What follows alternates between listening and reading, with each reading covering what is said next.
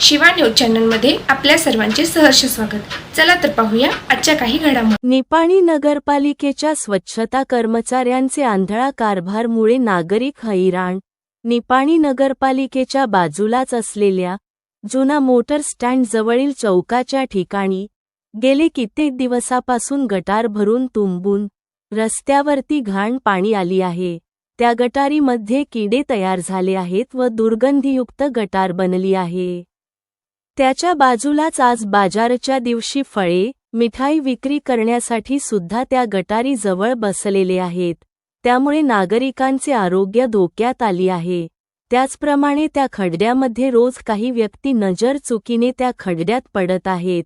आज गुरुवारी बाजारच्या दिवशी एक महिला लहान मुलाला घेऊन त्या खड्ड्यामध्ये पडली आहे। ही घटना पाहून बाजारातील नागरिक हैराण झाली आहेत।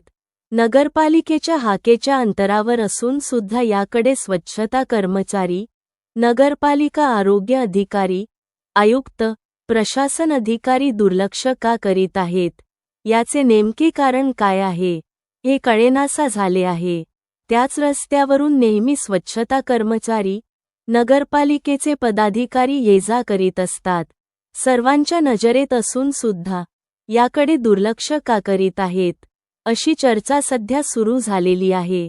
तरी लवकरात लवकर गटार स्वच्छ करून घ्यावी व नागरिकांना होणारा त्रास दूर करावी अशी मागणी केली जात आहे।